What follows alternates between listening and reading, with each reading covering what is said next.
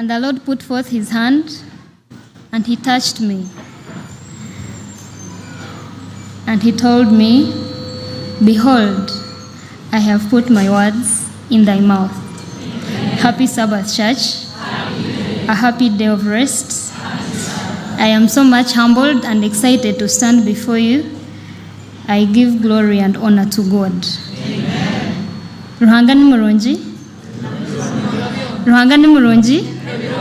Kandi ebiro byonna Mukama mulungi. Ennaku zonna Nyamuhanga ni mubuya. Oh yes, someone said it right. I want to welcome you to this wonderful Sabbath. Thank you so much for choosing to leave the cares of the world and coming to worship our God. They earlier said my name, Allen Birungi, and that is it. I think it's enough of introduction.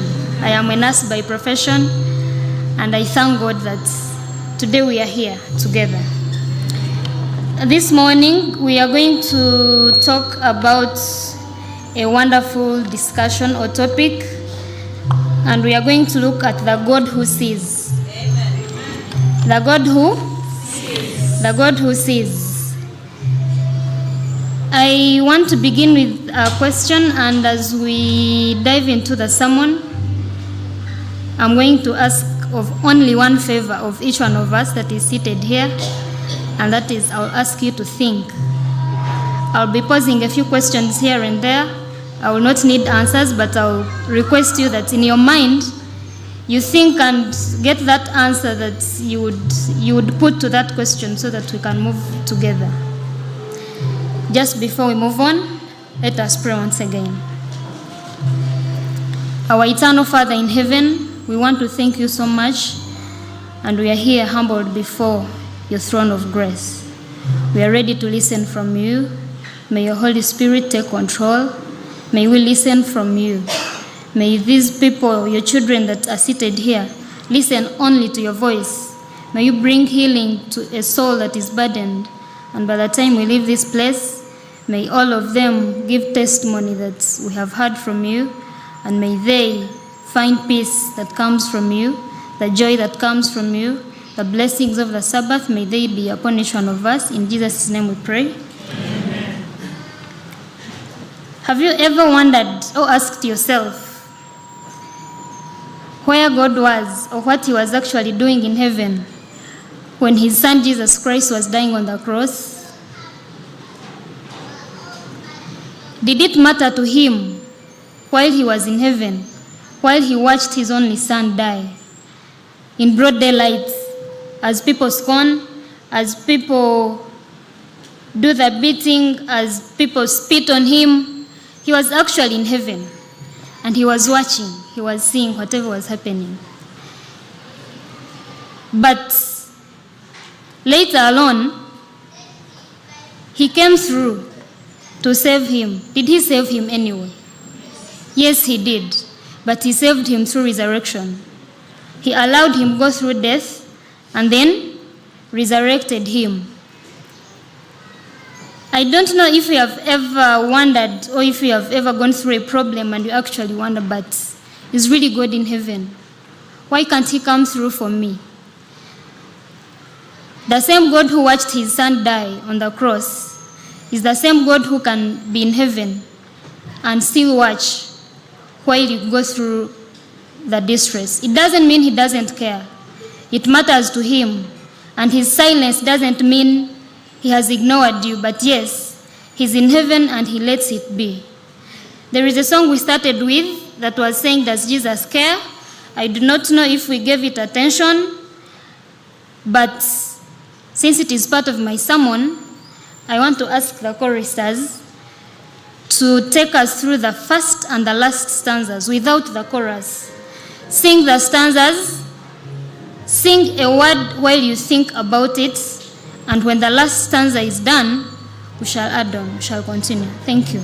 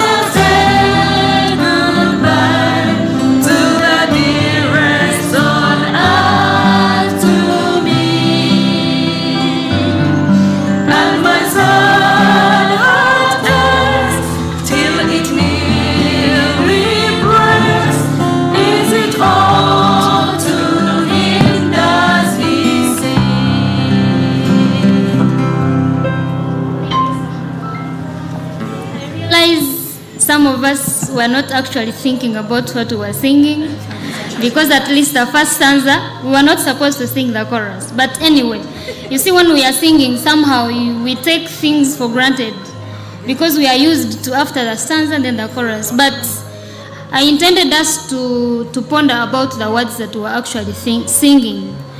When someone is too deep in pain, if you're ever too deep in pain, do you think Jesus really cares?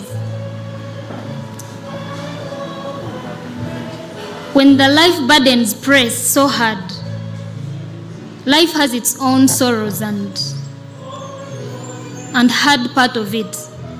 But when the burdens press so hard, does he still care? When you have said goodbye to your dearest on earth, maybe your son, maybe your spouse, maybe your friend, your mother, your father, when you have said goodbye to them, never to see them again, maybe on the resurrection morning, does he still care? Yet sometimes he actually keeps in silence in his heaven. The beauty is that God, in his wisdom, he let it that we never have to meet him physically. Maybe if we had to meet him, people would really get to his neck and say, but why would you allow this happen to me? But in his wisdom, he has let that be. But yes, he still cares.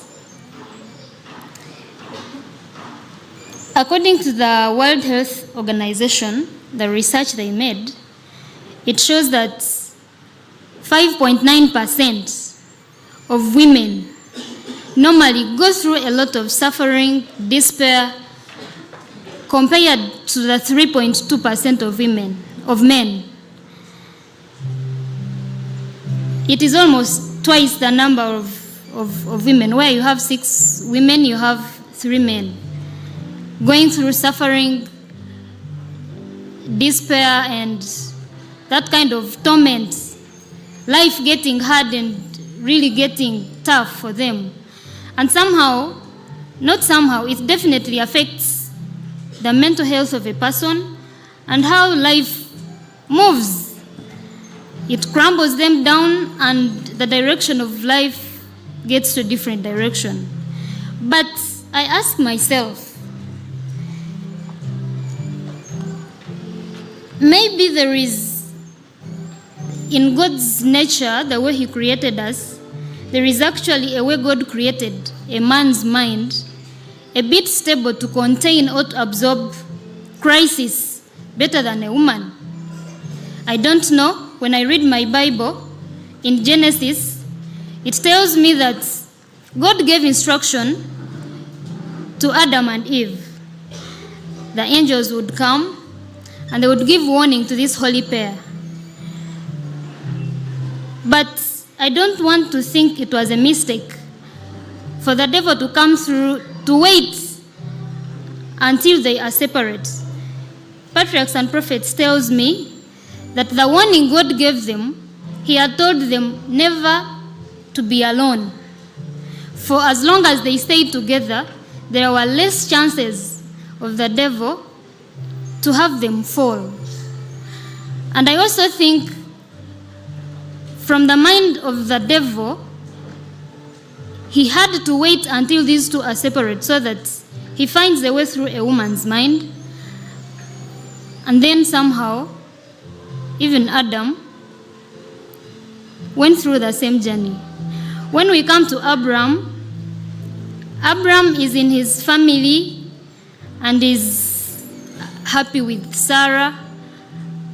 And somehow, the pressure of having a child gets Sarah so down. And Sarah brings a suggestion to Abraham. We have our maid here. Maybe you can have a child through her. And the next time Abraham accepted the idea, the family went into a crisis. The next time Samson listened to a suggestion from Delilah, he lost his life. The only man who actually took the grace of God personal and God strengthened him was Job. When you look at Job, the answer he gives to his woman, I actually think this wasn't the wife talking to Abram, to Job. I see the devil himself, which normal woman tells their husband, forsake God and die. So it appears like the woman's mind is more vulnerable to the evil one finding access, and it brings distress. Where the devil is, there is really torture and suffering. And may I give a quick reminder, a short one, that to the married and those that think to be married, when you ever bring a suggestion, especially a woman, and a man doesn't look to be in for it. Last time the preacher said, we actually hear, for you think we don't hear. And he said, do we hear, in quotes, direct speech. And it sounded amazing. Yeah, they do hear. But when he goes through with it, I think it is just okay to let it be. Somehow their mind, God has created it to contain crisis, and they can actually make better decisions. And because a woman's mind somehow, the devil finds easy access, I think we need to be real companions, right? Strengthen the women so that when that crisis has come, they can be able to stand. But when the crisis has come, most times the suffering that comes with it, you will feel unloved, you'll feel unappreciated, you'll feel all bad thoughts that can really come to a human being or to a human mind. Women go through feelings of unnoticed. You see, women want to be noticed. Yes, when you meet a woman and she's smart, tell her you're smart. She feels noticed. But amongst the many different feelings or life brings to us, there is that kind of negative side that really presses a woman. I am talking so much on the women's side because today is a women's Sabbath. Amen? Amen. Yes. And the Bible has given us a few examples that we are going to look at that have gone through suffering, and somehow they have thought God actually doesn't care. They ask a question, does he care? Does he see? When I'm going through this, yes, I don't see him, but does he really see? And the examples, the first person we are going to look at is a woman named Hagar. Hagar, like I earlier said, was a maid to Sarah. And I am going to briefly narrate a story. I hope we shall follow. Or you can open your Bible in Genesis 16. Once upon a time, thank you. There was a happy family that was Abraham and Sarah. They had a good family and they stayed together.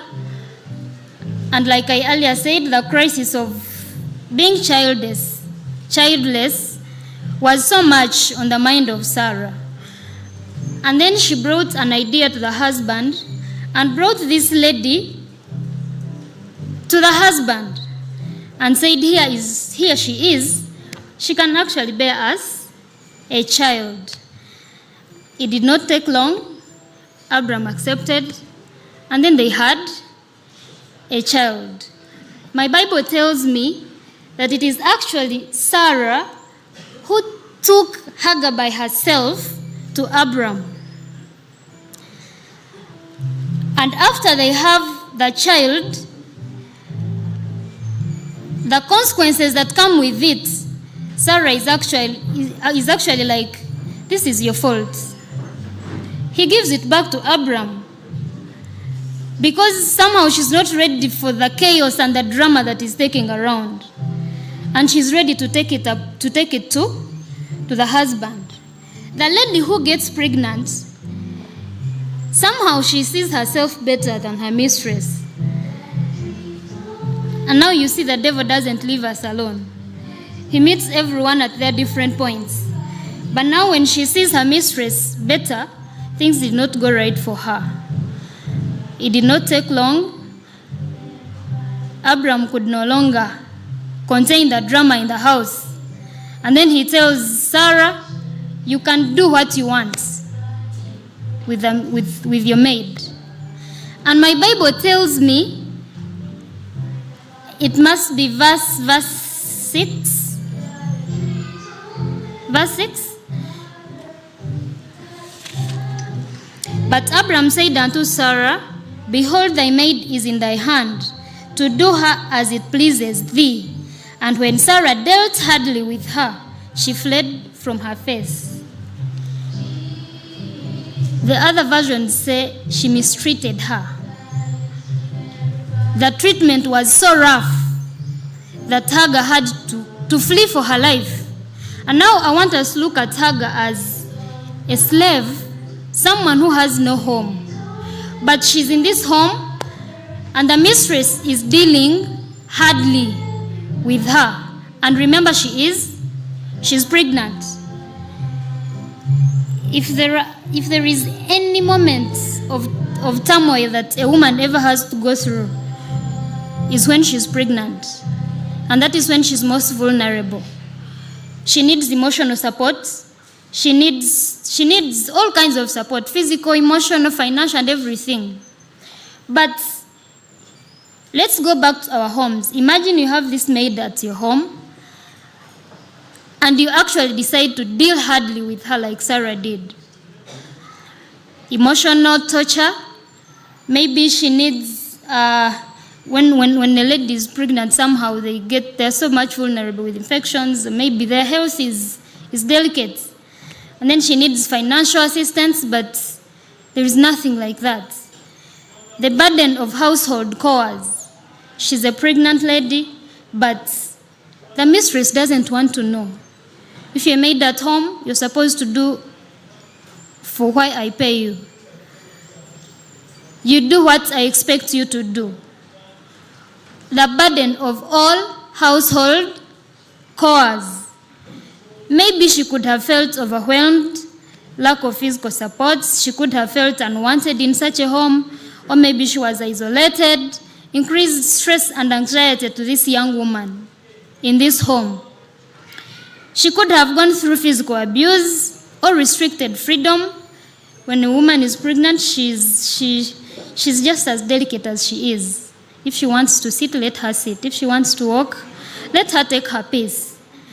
But this is a lady that is under mistreatment, and the mistress doesn't want to know. Do whatever you're supposed to do. I don't know if you can really picture yourself as a Hagar, but she must have gone through a lot. All kinds of torture could have come to her. And one time she decided to flee. When it was too much on her, she's like, okay, I don't have a home, I don't know anyone around, but I think it would be better off if I fled from this woman than dying in her face. And then she left the home. I want you to picture a maid who lives a home of Abraham meanwhile. Maybe she has her arms on her head and she's walking to where she doesn't know, aimlessly.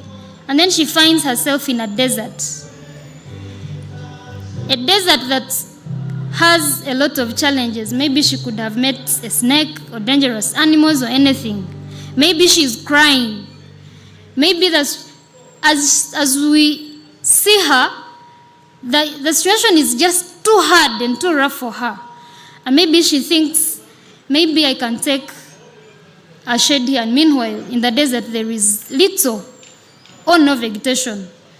The sun is hot, you're mentally stressed, and she's just walking aimlessly. Despair is a lot of suffering, and she's just wandering, walking aimlessly in the desert. Verse 13 in the same chapter,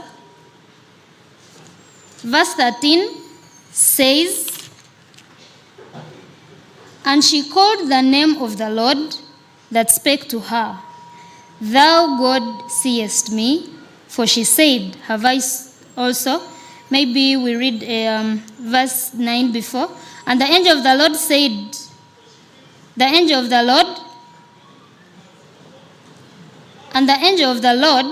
said unto her, return to thy mistress, and submit thyself under her hands.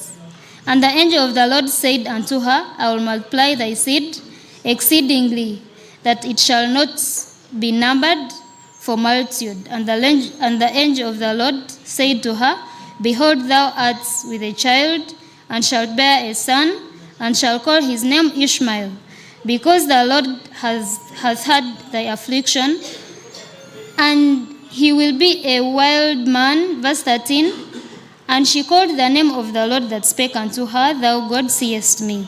For she said, have I also here looked after him that seeth me?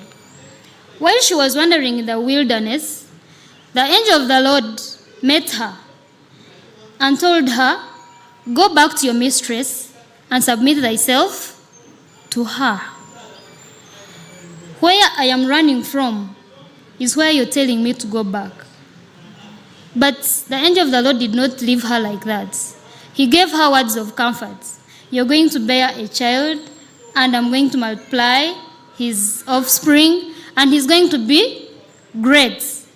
Words of encouragement like this gave Hagar comfort, and they gave her strength. While in her wilderness, while she only waited maybe to faint, that is when the angel of the Lord came through and strengthened her and told her to go back.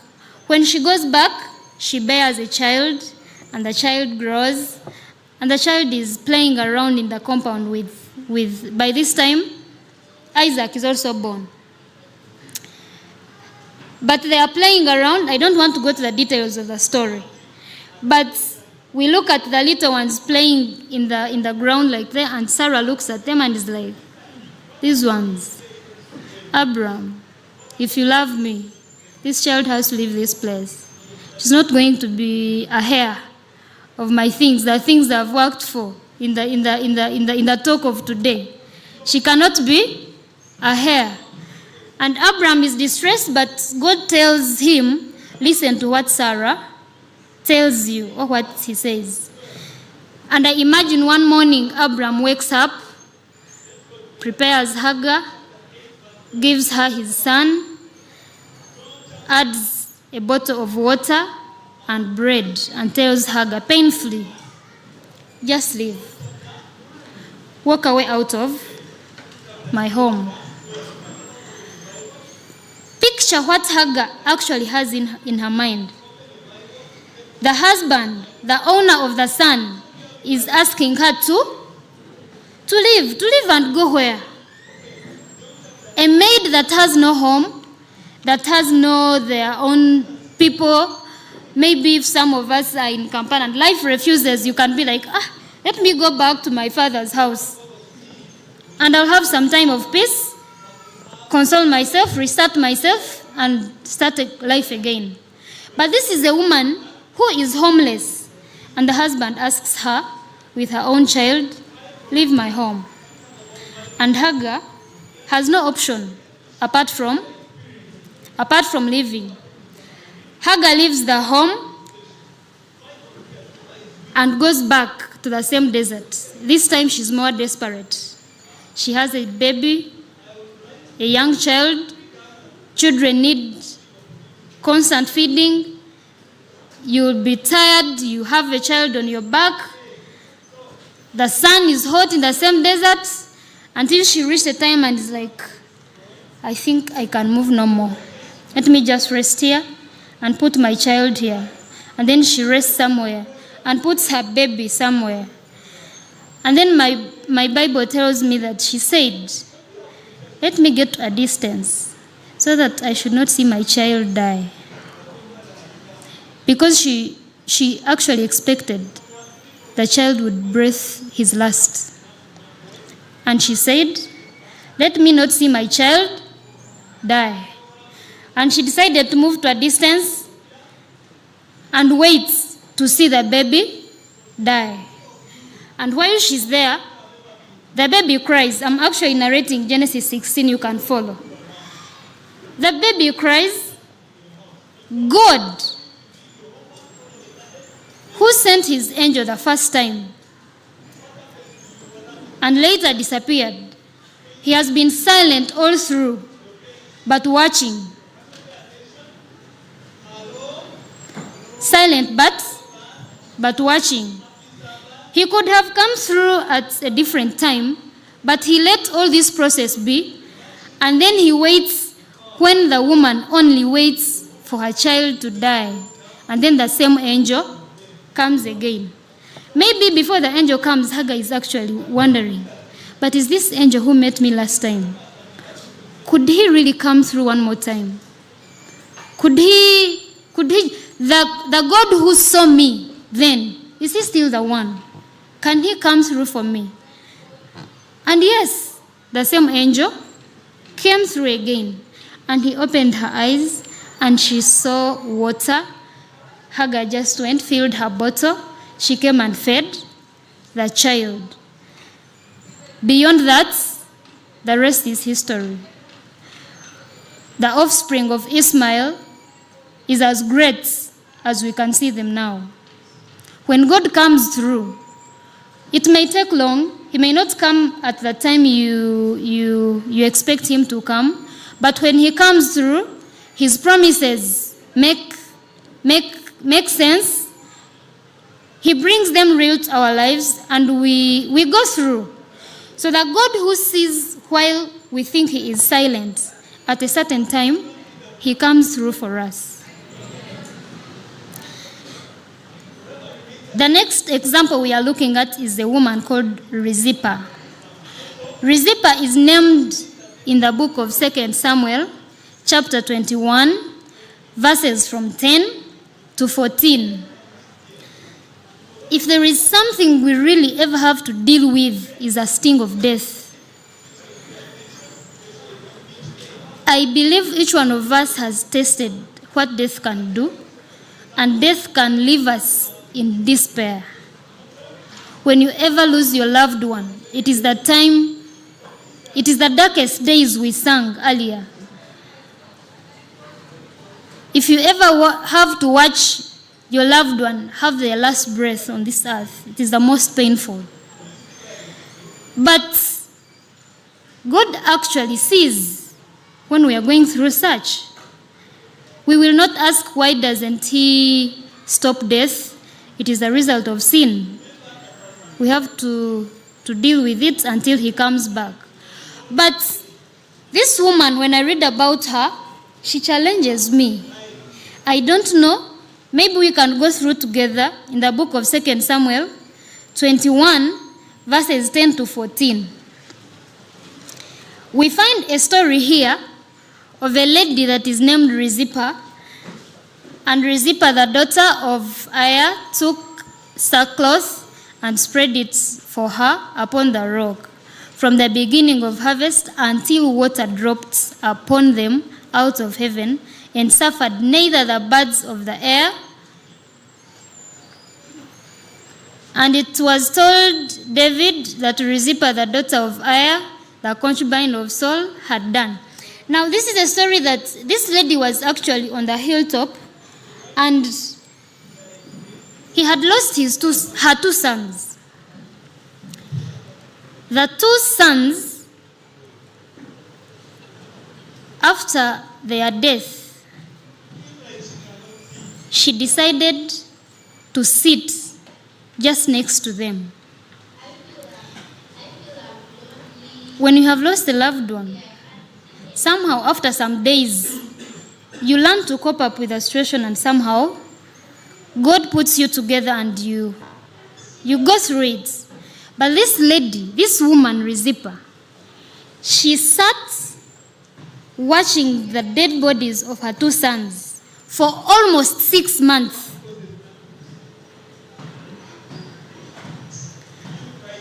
They said this was almost like a whole season until rain had to come. And can you imagine a woman sitting? By the way, women are strong people. She sat next to the dead bodies of her 2 sons for over 6 months, day in, day out.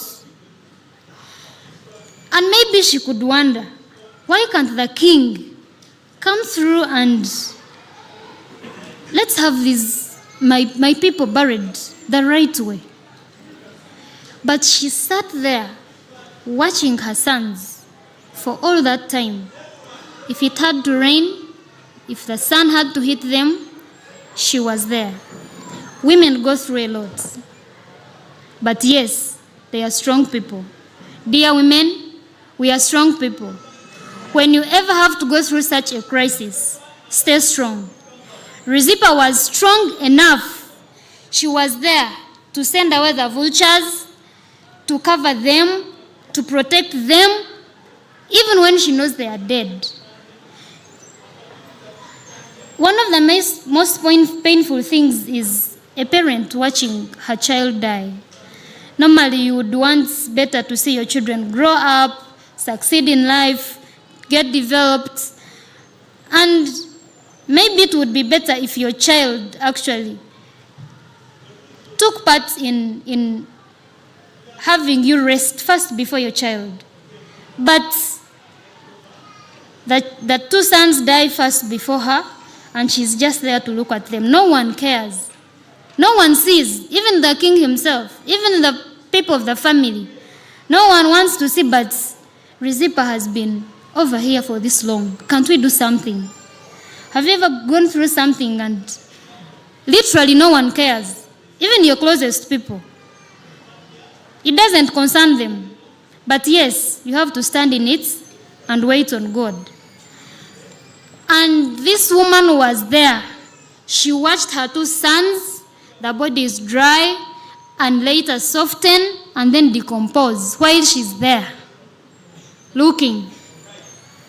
The deepest pain that we sang in the song first, this is the true meaning of the deepest pain.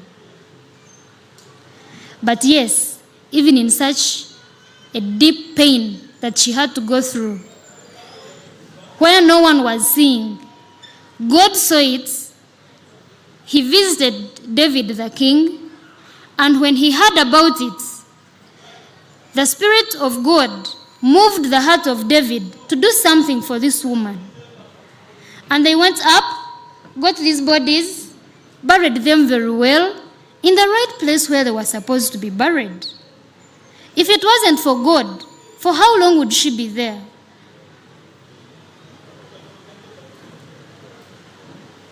For how long would she be there? Maybe it could take longer than it took. If there is any deepest pain you ever have to go through and no one is actually coming through for you, wait on God. He will come through. At the end of the day, it may take long, yes. He may seem like he doesn't care, but one morning, he will come through. And the last woman I want us to look at is a woman caught in adultery. A woman caught in adultery, it was such a shame that even her name was not exposed. An act of adultery, I think somehow God made it the way he made it, that you just don't have to play sex there while everyone is seeing you. It is private. But this woman was caught red-handed in the act, and the Pharisees decided to go pick this woman and bring her to Jesus. Maybe they did not even give her time to dress, or maybe they just hurried her out and they just took her the way she was. Imagine the shame. Maybe she wanted just a little piece of cloth to cover around herself, but it was not there. They just got her hand, and took her to Jesus. And the last time we had, I think it was a stewardship week of prayer, Professor Ruben here asked a question that I still think about up to now. If they brought a young lady, for example, of Mount Olives, God forbid who, but if it ever happens and they bring her here to the church elders here and they say she's here, we found her in someone's house and she was doing this and this, they have all the evidence. Who of the church elders would actually stand and be like, forgive her? It is okay. God will deal with her graciously and mercifully. Most likely, the first step would be church discipline. And now when you're in church discipline and you're in church, the best you can do is to sit and listen. But can we look at how Jesus handled the matter? Jesus did not have to remind these people that you're actually sinners too. The only thing he could do was to write down, and everyone would look at themselves and let the woman free. But I want us to look at this shame. I don't know if all of us have ever gone through public humiliation, but that is another thing you never want to go through. And now it is worse when it is in church. Adventists, church members, they will talk from your hair to your toe. And a young woman will actually wonder, maybe these are my brethren, I would find comfort in them. But the shame you will go through, you will never want to ever taste it again. And you're wondering, even my friends, no one cares. Everyone talks ill about me. And then you go back to your bed, the only thing you can do is cry and maybe regret whatever happened. And you're like, I wish this never happened. But all these things that happen to us in life, whether shame, whether the deepest pain that we ever have to go through, whether the desert like Hagar went through, we have different deserts in our lives. Someone has a loan and is actually seated here and is asking themselves, God, how do I overgo this debt? Another one has their sick loved one. He's on bed, a sick bed, and they're only counting hours. And he's asking, dear Lord, can't you really come through for me? Heal my loved one. Or it can be a shame like we have just seen. When Jesus is in his heaven, or God is in heaven, and he's actually silent, he is actually seeing. And it will not take long before he comes through. He is going to come through definitely. I assure you that. The only thing we have to do is to take hold of his promises. And I'm going to leave us with only 3 promises that are written in the Bible. And the first promise is the one written in Job 34 verses 21. That was our text that we read first. And it said, his eyes are on the ways of man. He sees all his steps. Everything you do, the eye of God watches every step. When you have to fall down, he is there to raise you up. His eyes, he never slumbers. All the time, he is watching. Where you put a step, he sees. Where you stumble to fall, he sees. Every step you make, whether in the nights, whether in the day, whether in the darkest of the days, he is there to see, and he'll actually come through. The next promise is in Psalms 46 and verse 1. And it tells us that God is our refuge and our strength. When you ever crumble down and no one is there to lift your hand up, may these words ring in your mind again and remind you that God, who sees, is your strength and your refuge. May you find refuge in that God and find comfort in him. And the last promise is in Psalms 34:18. And it says, "The Lord is near those who have a broken heart." Are you broken in heart? The Lord is just near you, and he'll come through. Another one actually says that he mends. He mends. Mending.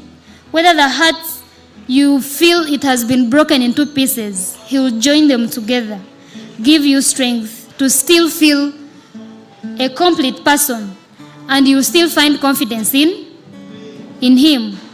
If your heart is broken, hide in your refuge, take comfort in him.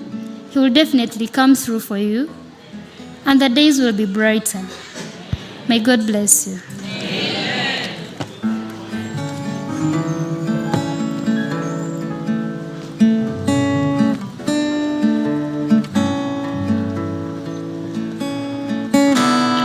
Welcome you back from that insightful sermon.